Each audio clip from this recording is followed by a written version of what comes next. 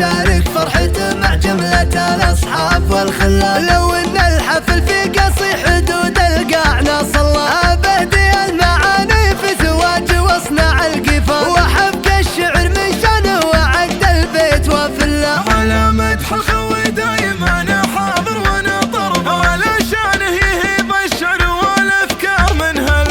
يطيب المدح في سلطان بن عبد الله القبر، يفوح الطيب في طاريه مثل الهل بدل. ابوها اللي نقش له في شموخ المرجل عينه، على ذكره لو ان المدح فوق السهل ينزل له. ولقيت الصيت في جده، لقيت المدح في قبران، ما بين الناس وربوعه توشح بالثنا كله. وانا عبد الله بن غزاي طويل يدين طلق لسان، اطوع قاسي المعنى وعقد الحبل واحل. يا عيش العمر ما سكرت في وجه الخوي ببال، من عشرة الطيب واعرف الراي وادله. وعلى شمرها للتاريخ والامجاد والفرسان، وصيت الكرم بين القبايل دقه وجله. سنة عيس الفخر فرسانها من مضي الازمان، تبيع عمرها وسيوفها بالكون من سله. يحسبون الذبايح كانها فنجان للضيفان، كان الشمر يبغي على ذبح الطلي زله. خوي المرجله يستاهل التقدير والالحان، هذا سلطان عبد الله، هذا سلطان عبد الله. لها التقدير والحشمة وترخص لأجلها الأثمان، عسى الله يرزقه ذريته والختم ذكر. يشهر سما منه بشمر احتمى، واللي يعاديهم عمى ما عاد يا حلال منى.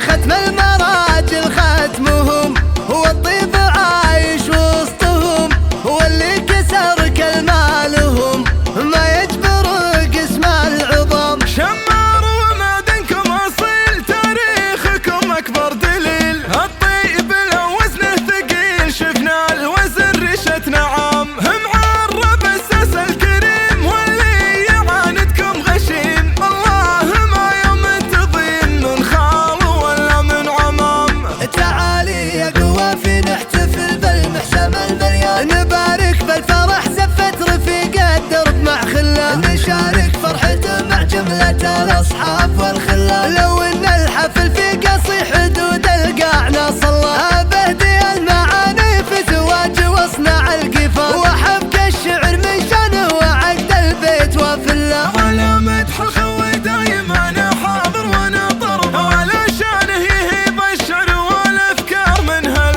يطيب المدح في سلطان بن عبد الله القبر، يفوح الطيب في طاريه مثل الهل بدل. ابوها اللي نقش له في شموخ المرجل عينه، على ذكره لو ان المدح فوق السهل ينزل له. ولقيت الصيت في